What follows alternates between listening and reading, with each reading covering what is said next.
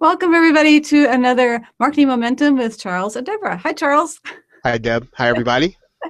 So today we're talking about challenges, and I don't mean the challenges like, oh, these are the challenges in life and overcoming issues and all that, although that's a great topic too, but challenges as, boy, what would we call this, Charles? As a marketing or a learning curve, or how do you define Yeah, I that? think no,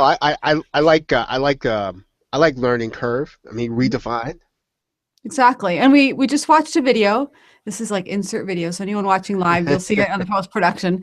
And now I have to remember what we just watched. No, it's on a music licensing. And by the way, this is not, we're not being paid to advertise. I actually hadn't heard of it. I went searching on YouTube for challenges. I found it. It looked like the guy knew what he was doing as far as selling the challenge. Other than that, I don't know anything about it, but it looks like a good example. If you want to do a challenge, to check out the video, check out his website and how he packages it. That's pretty much my overview on that. But that's just one example. Another, I participated in Ariel Hyatt's, oh my goodness, this is music business in 9 weeks. I probably misquoted that, but it's a 9-week thing. I think that would be a challenge by definition. Do we have a definition of what a challenge is? Yeah, I think whenever and these things work well online, right? Where you have a defined something defined that a lot of people want to do, and so you're really using a process and using whether or not it's a community or the online medium or the process to kind of get people to move forward. There are probably things that people could do on their own, but the challenge, the group dynamic, and then the defined goal and defined period of time makes people move forward. I think you just define, like if we had to figure out 3 components of the challenge that make it different versus like a webinar, or not a webinar, but like a whole system, a learning system where you're doing it at your own pace. I have probably 12 of those that open in all my tabs whenever I open my browser. And all I do is open a new tab, push that to a new window, and then close all, all the other ones so I never finish. But the challenge that, that time limit, like I just did Listapalooza. And it started today. And I thought, okay, I'm going to actually do it this time because I have like paid money for so many challenges. And I do it for one day and then I don't. Right. I don't know what the secret is. Is there, like, have you participated in some challenges that you found really benefited you, Charles?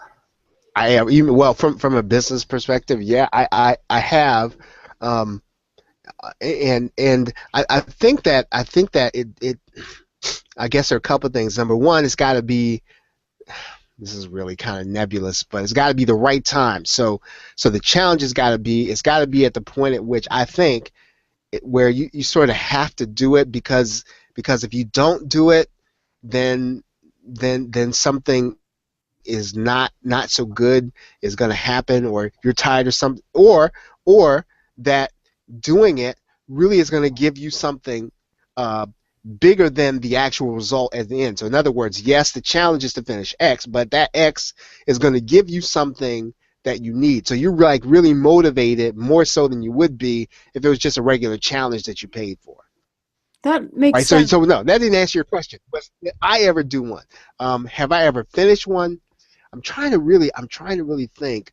Um, I don't think that I've done one that I participated in that other people kind of guided me through. I've done some that I've challenged myself that I finished.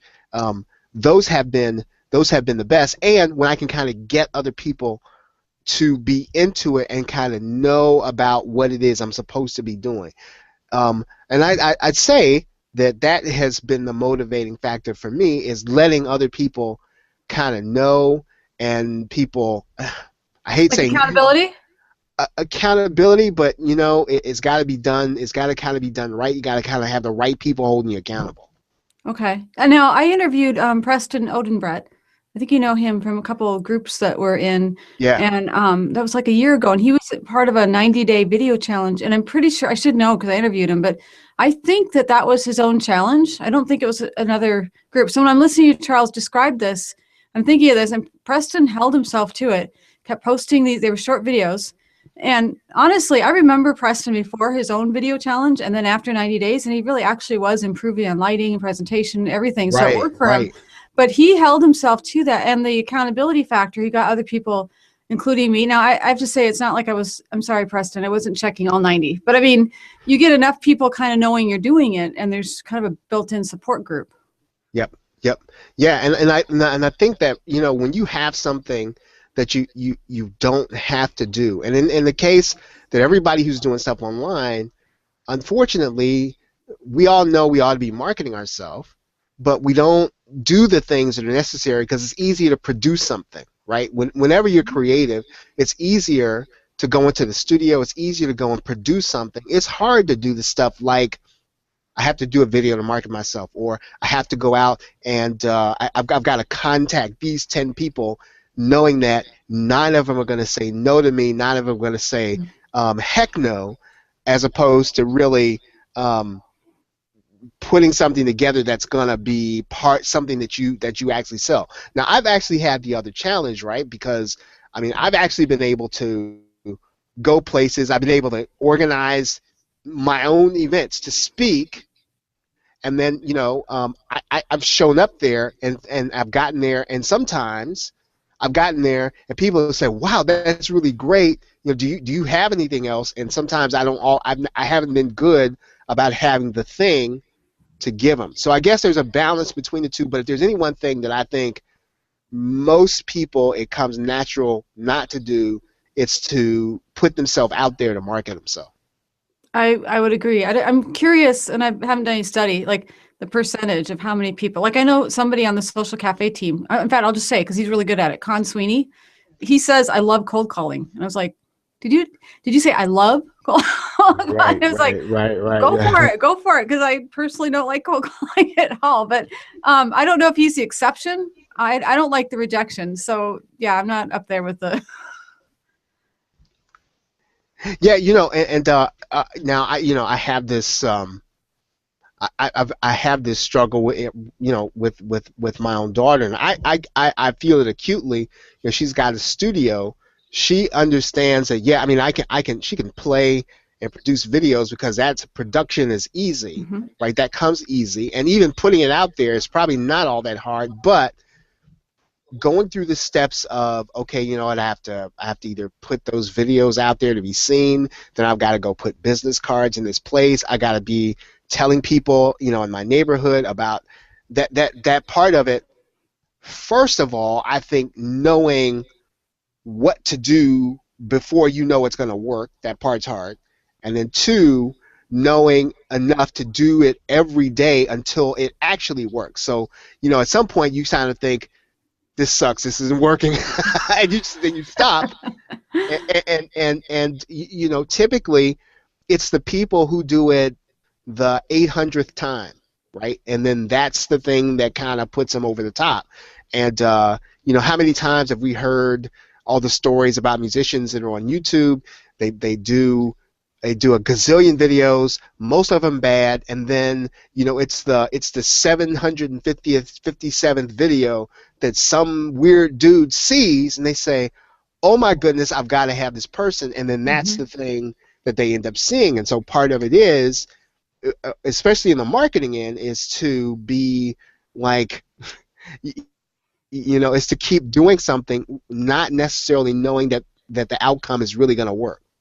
Yeah, exactly. We've talked about that several times as far as that consistency. And Charles, you brought up the, I know you're quoting, I can't remember who it is now, but I think of you every time I think of the 10,000 hours. Like eventually you are an expert at whatever it is that you're spending the time doing. Yeah. But marketing is hard. And it's not even knowing, I think, what to do, right? I think a lot of people intuitively know what to do. It's hard to get over oneself, right? It's hard to get over yourself to know that most of the time there's going to be so much rejection that goes along with that you just don't necessarily want to keep going down that road until it works. We're now in a society, or whatever you want to call it, like on social media.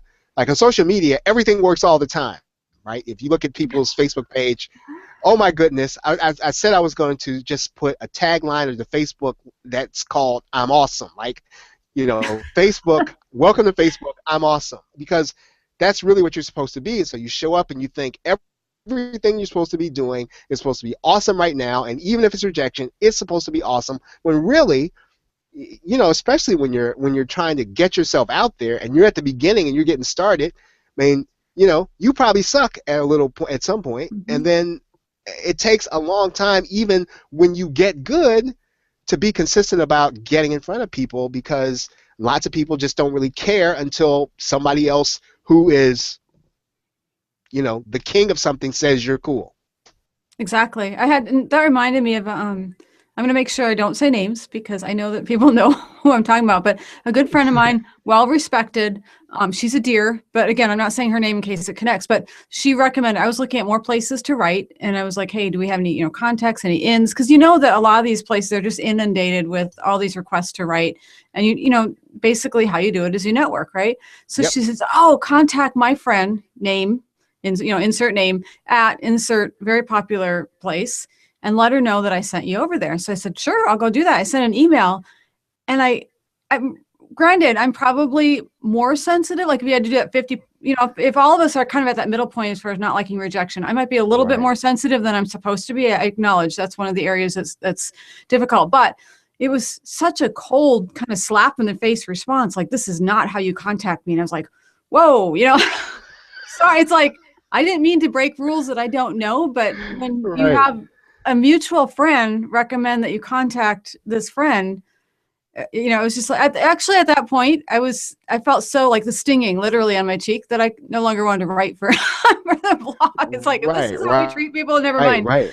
But it's not that person's fault. It's my own approach. It's our own personalities working in the mix. In fact, that was something that PJ said on the list of Palooza today, that when you look at marketing, and we talk about this, you have to consider personality. But receiving that kind of slap in the face actually stopped me from contacting more people. And again, it's not her fault. It's not really anybody's fault. This isn't a blame game, but it's amazing how these little bumps will affect whatever personality type we have. It is. I learned this acutely, I guess maybe back in 2005, 2007, when it was a big deal. I guess it's still a big deal to, take your degree and teach online, and I did a lot of that, right? And so part of the way to just get teaching opportunities was to just to write. I mean, I would sit down for hours and I would not, send resumes. I would not do it traditional way. I would get the names of the department heads. I would contact them directly. And I'm not a cold calling person, but I would write these people directly. I'd talk to them like I knew them. And then a lot of people would kind of write back like, who told you to write me? Who told you to write me? Who gave you this? And it was kind of like, you're right, because that pushback on some days, it was enough to kind of say, you know what, this is so stupid. Why am I doing this? But but that's where the results happen, and it happened a lot more than me sending resumes to, you know, human resources at so and so school.com. And Right. so edu. So I mean, at some point, it was getting over me, right, to just keep at this and write hundreds of these deans of hundreds of schools like every single day, right? And even when I had got teaching jobs, I would write hundreds of emails every single day, but that's what did it. I think you have the very key point as far as the quantity. I mean, if you cast that net and you just keep, maybe the approach is, and I started doing this with like Social Cafe, where you're looking at a quantity, you stop really over personalizing each email. Maybe you have your template, you send it off, you keep doing the quantity. Eventually, a few fish are going to come in. And I was thinking, as you're describing that, I've had some interesting experiences even in Social Cafe and inviting people to the show. And some people are like, "Oh man, I'm so glad I've heard of your show. I'm so glad that you invited us." And other people are like, "Well, why would we want to do it?" Or the attitude seems like, "Why would we want to be on your show?" And I actually started practicing psychology on that. And there was one that I got some pushback. I said, "You know what? I don't think this is a good fit." This is what I said to, to the person. "I don't think this is a good fit for us." And they came back like, "No, please, please, please, we want to be." I won't tell you who it is. So, and so I was like, wow, it kind of felt good. Yeah, I mean, I don't want to sound like I'm on a power trip or something, but it was kind of nice to have it switch, where it was like reverse psychology, or whatever that is. But Yeah. yeah, I think you're right, Charles. I think it's in the quantity because I haven't had the same experience on the social cafe as I did with on the writer experience, but the quantity is different. I maybe wrote 5 people as far as editors versus hundreds. We canvas as a team. We keep sending out and we just canvas for tools, and we've had a good success with that. Yeah, and I guess it's when you're, I guess in some ways it's still marketing, right? I mean, you were putting yourself out there to for something you wanted, something that somebody else did not have to give you, and I guess it's a, and maybe it is a numbers game, and then some of it is the numbers affect the person doing the sending, right? Because at some point you were just indifferent as to whether or not someone said no. I was kind of You over know, it. I was like, you're too much. You're too much hassle. it's like don't hassle me today. Yeah, exactly. But you know what? They got a paying customer. I hope I'm not giving too many clues, but it actually worked out so well that they got a paying customer out of it. So it was a little bit Yo, of that's marketing awesome. on their end too. It's like, wait, we want the good branding. Yeah, right on. Yeah, so that worked out. But yeah, that's really interesting to figure out what factors in. I think another thing too, as far as the internet goes, maybe this works offline too. You'd probably know better than I would, Charles, on that. But the time of year, like I reminded myself when we were canvassing or whatever you want to call it, we did really well at like the first quarter, and I think the fall quarter works pretty well. But once you start going into that summer, or definitely the holiday, I mean the holidays, it's like people are in their little cubbies, either getting ready for the holidays or getting ready for a January launch. They're like offline. But time of year seems to play into it. Well, this is interesting because, I've been in the business opportunity space for a little while. As you know, I was on the Warrior Forum and the whole thing.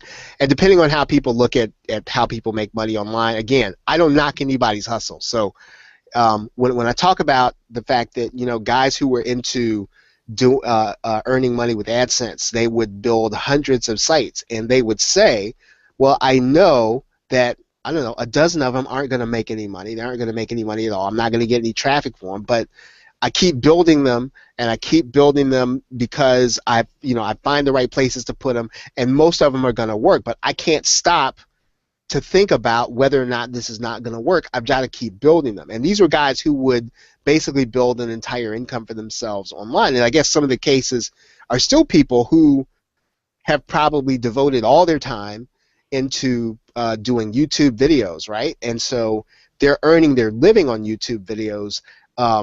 And whether or not that's legitimate and whether or not the income is all there, but to a person, these are people who at some point they just did a gazillion videos, right? They just kept doing them and they kept doing it. And I'm guessing, just even based on my experience, probably yours the same, that some of them have no views, right? The ones that you really think, man, this is really good. I did all my optimization. I did my keywords right. Mm-hmm. People and no one sees them.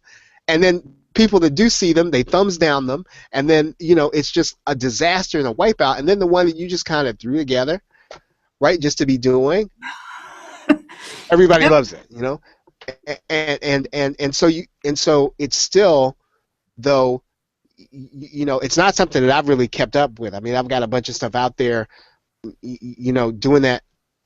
It's something that it really requires you to kind of focus in on, and it's a little more than consistency. I would say it's consistency, but it is at some point you kind of have to commit to something, and then not do all the other stuff. And that's the hard part too, which is, okay, I'm going to be this person and I'm going to commit to this thing.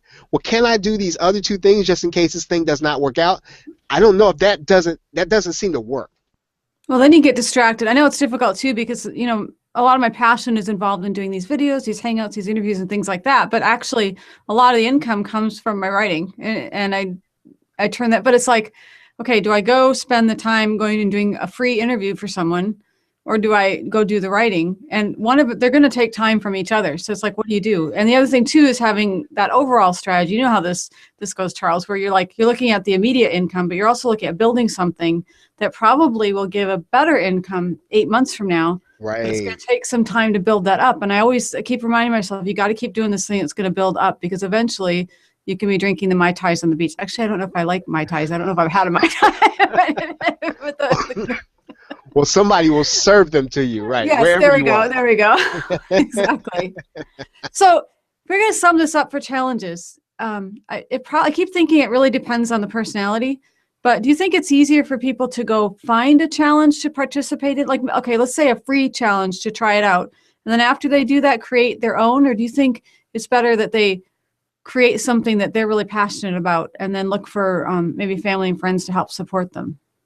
Yeah, I think it's either way. I think that when you're sort of at a point where you have you're not progressing, right, in an area that you know you should be progressing in, I think it's time to look for one.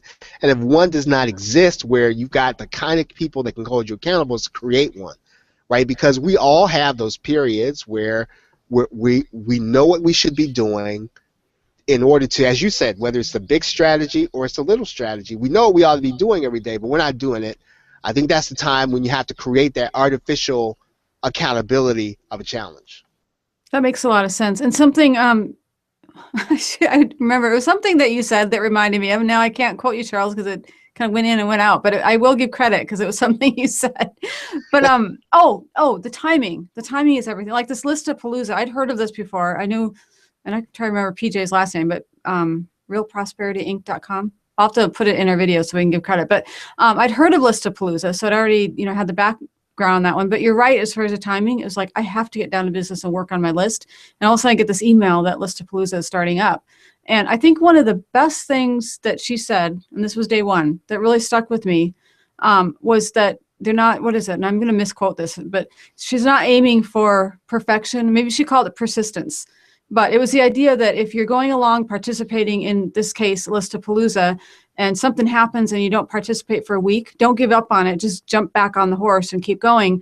And I realized when I heard her say that I do that. I start the challenges. I actually get really excited, like, hey, the challenge is starting in 3 days. I go and I read everything about the challenge. And then when it starts in 3 days, somehow I don't get there on the first day. And then on the second day, and then a week later, I'm like, oh, forget this. I'm already too far behind. And so if people can remember, what PJ said as far as don't worry about it. If you've missed the week, jump on the horse and participate in the rest of the challenge, even if it's their own challenge.